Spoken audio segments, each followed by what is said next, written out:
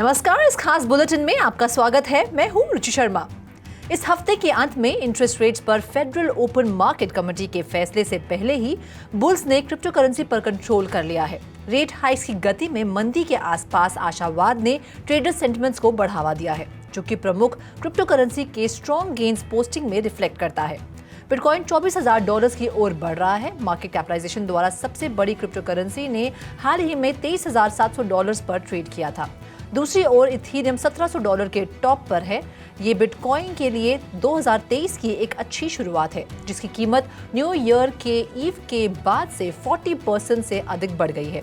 BTC लगभग एक हफ्ते पहले 2022 के मिड के बाद पहली बार $23,000 से ऊपर गया है और इस क्षेत्र में रहने में कामयाब रहा है। इस बीच क्रिप्टो करेंसी मार्केट कैप पिछले 24 घंटों में 3.06% बढ़कर $1.08 ट्रिलियन पर पहुंच गई है, जबकि वॉल्यूम्स में 42.83% की बढ़त देखी गई है और ये $52.34 बिलियन तक पहुंच गई है। डीफाई का वॉल्यूम $3.64 बिलियन पर है, जो टोटल मार्केट के 6.95% को रिप्रेजेंट करता है, जबकि स्टेबल कॉइन्स $46.68 बिलियन के साथ टोटल मार्केट वॉल्यूम का 89.19% है। बिटकॉइन का डोमिनेंस 0.04% बढ़कर 42.37% हो गया है। Crypto rally latest personal consumption expenditure report के बाद आई थी, जिसमें पिछले साल के अंत में इन्फ्लेशन में मंदी दिखाई गई थी, एक गोल जो फेड रेट हाइक्स के साथ एम कर रहा है। सीएमई फेड वॉच टूल वर्तमान में दिखाता है कि ट्रेडर्स को मोटे तौर पर 99% संभावना दिखाई देती है कि एफओएमसी अपनी फरवरी की बैठक में रेट्स में 25 बेसिस पॉइंट्स की बढ़त करेगा। इस हफ्ते बीटीसी प्राइस मूवमेंट के बारे में एनालिस्ट आशावादी बने हुए हैं।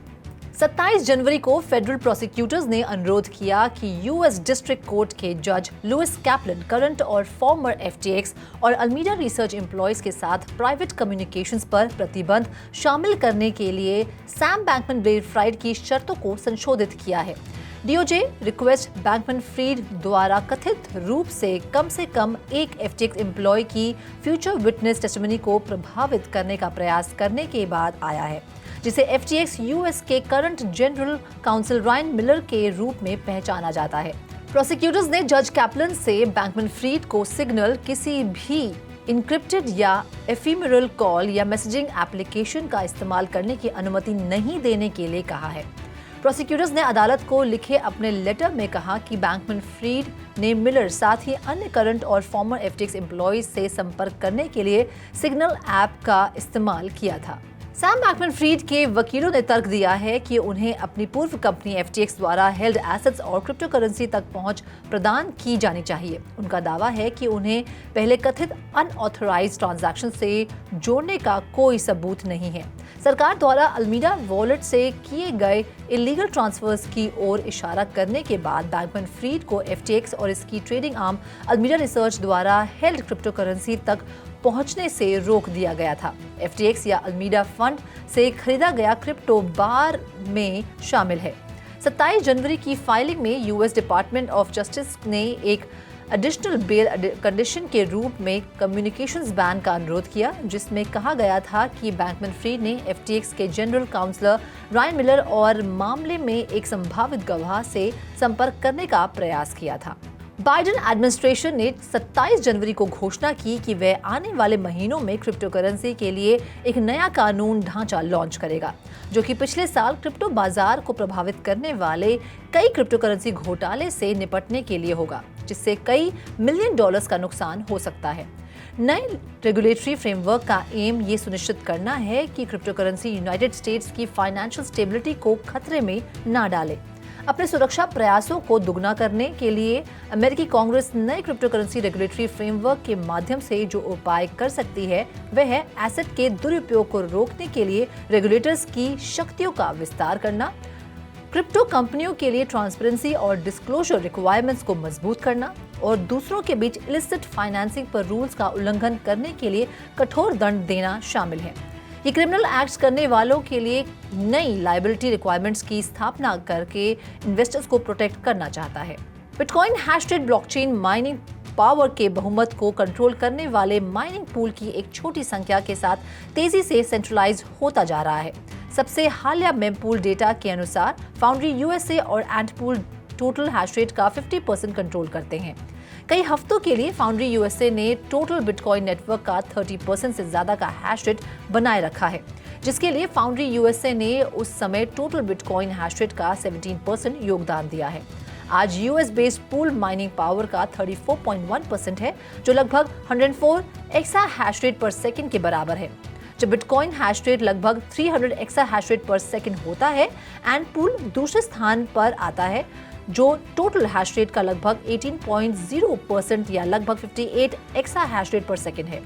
चाइनीज बेस्ड पूल सबसे बड़ा बिटकॉइन पूल हुआ करता था, लेकिन ये क्रिप्टो माइनिंग बैन से प्रभावित हुआ, जिसके कारण इस क्षेत्र के कई माइनर्स को माइग्रेट करना पड़ा था।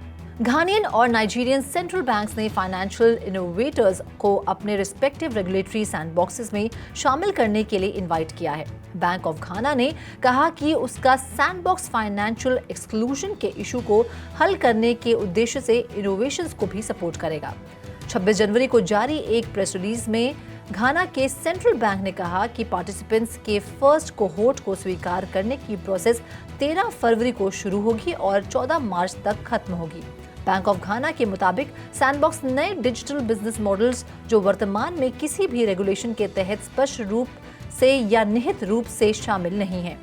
सैंडबॉक्स उन इनोवेशंस को भी सपोर्ट करेगा जो फाइनेंशियल एक्सक्लूजन चैलेंज के साथ साथ नई और immature digital financial service technology को हल करने का प्रयास करते हैं। सेंट्रल बैंक ऑफ नाइजीरिया ने हाल ही में अपने खुद के रेगुलेटरी सैंडबॉक्स के लॉन्च की घोषणा की है। साउथ कोरिया में जस्टिस मिनिस्ट्री ने मनी लॉन्ड्रिंग इनिशिएटिव का मुकाबला करने और क्रिमिनल एक्टिविटीज से लिंक्ड फंड्स को रिकवर करने के लिए एक क्रिप्टो ट्रैकिंग सिस्टम शुरू करने की योजना की घोषणा की।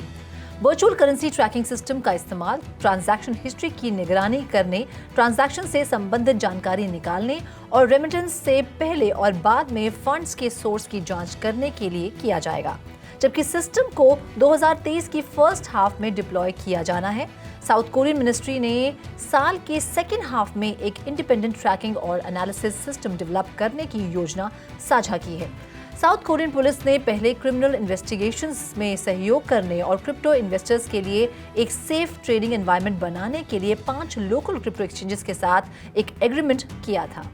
पनामा के प्रेसिडेंट लॉरेंटिनो कॉर्टिजो ने 26 जनवरी को पिछले साल पास किए क्रिप्टो लेजिस्लेशन को रिव्यू के लिए हाई कोर्ट में भेजा, जिसमें दावा किया गया कि so called crypto bill constitution के कोर प्रिंसिपल्स का उल्लंघन करता है और ये अनएनफोर्सिएबल है।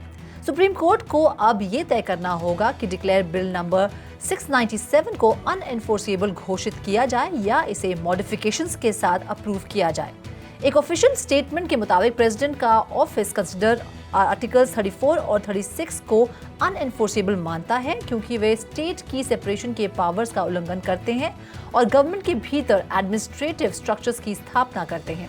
प्रेसिडेंट कॉर्टिजो ने ये भी तर्क दिया कि जून में लेजिस्लेशन के पार्शियल वीटो के बाद बिल को एक इनएडिक्वेट प्रोसीजर के जरिए अप्रूव किया गया था। उस समय प्रेसिडेंट ने तर्क दिया कि फिजिकल ट्रांसपेरेंसी में सुधार लाने और मनी लॉन्ड्रिंग को रोकने के उद्देश्य से फाइनेंशियल एक्शन टास्क फोर्स द्वारा रिकमेंडेड नए रेगुलेशंस का पालन करने के लिए बिल पर और ज्यादा काम करने की जरूरत है। हार्मनी ब्रिज अटैक के पीछे नॉर्थ कोरियन एक्सप्लॉयटर्स जून में चुराए गए फंड्स को लूटने की कोशिश कर रहे हैं। ब्लॉकचेन जासूस जैक एक्सबीटी द्वारा 28 जनवरी को ऑन चेन डेटा के मुताबिक हफ्ते के अंत में अपराधियों ने 17,278 ईथर को मूव कर दिया, जिसकी कीमत लगभग $27 मिलियन थी। टोकन को 6 अलग अलग क्रिप्टो एक्सचेंजेस में ट्रांसफर किया गया था। जैक एक्सबीटी ने एक ट्विटर थ्रेड में लिखा था, बिना ये खुलासा किए कि किन प्लेटफॉर्म्स को टोकन प्राप्त हुए थे। 3 मेन एड्रेसेस ने ट्रांजैक्शंस किए। जैक एक्सबीटी के मुताबिक एक्सचेंजेस को फंड ट्रांसफर के बारे में सूचित किया गया था और चोरी किए गए एसेट का हिस्सा फ्रीज कर दिया गया था। क्रिप्टो जासूस ने कहा कि एक्सप्लॉयटर्स द्वारा मनी लॉन्ड्रिंग के लिए किए गए मूवमेंट्स 13 जनवरी को किए गए मूवमेंट्स के समान थे, जब $60 मिलियन से ज्यादा की लूट की गई थी। फेडरल ब्यूरो ऑफ इन्वेस्टिगेशन द्वारा पुष्टि किए जाने के कुछ दिनों बाद फंड्स मूव किए गए। $100 मिलियन हैक के पीछे लजारस ग्रुप और APT 38 अपराधी थे। एक स्टेटमेंट में FBI ने कहा कि हमारी जांच के जरिए हम पुष्टि करने में सक्षम थे कि लजारस ग्रुप और APT 38 से जुड़े साइबर एक्टर्स हार्मनी के होराइजन ब्रिज से $100 मिलियन की वर्चुअल करेंसी की चोरी के लिए जिम्मेदार हैं। एक्सेंचर वेंचर्स ने फॉर्मा विजन में इन्वेस्ट किया है, जो Seattle WA based live streamed volumetric video technology का प्रोवाइडर है, जो लोगों, वस्तुओं और एनवायरनमेंट्स की 3D होलोग्राफिक इमेजेस को किसी भी ऑफिस, घर या किसी दूसरे स्थान से मेटावर्स में बीम करने की अनुमति देता है। फंड का इस्तेमाल कंपनी की पोजीशन को मजबूत करने, विकास में तेजी लाने और ऑपरेशंस को एक्सपैंड करने के लिए किया जाएगा। फॉर्मा विजन फाउंडर और CEO एडम कर्क के लीड में एक होलोग्राफिक मीटिंग प्लेटफॉर्म ऑफर करता है, जो मेटावर्स कोलैबोरेशन के लिए face to face remote meetings experiences प्रदान करता है। एक्सेंचर और अन्य उदाहरण के लिए एग्जीक्यूटिव टाउन हॉल्स, ट्रेनिंग और स्मॉल ग्रुप मीटिंग्स की सुविधा के लिए फॉर्मा विजन का इस्तेमाल किया है। फॉर्मा विजन एक्सेंचर वेंचर्स के प्रोजेक्ट स्पॉटलाइट में शामिल होने वाली सबसे नई कंपनी है, जो एक एंगेजमेंट और इन्वेस्टमेंट प्रोग्राम है जो डिसरप्टिव एंटरप्राइज टेक्नोलॉजीज को डेवलप करने या लागू करने वाली कंपनियों पर फोकस करती है। इस खास बुलेटिन में फिलहाल इतना ही। आप देखते रहिए 3.0 TV।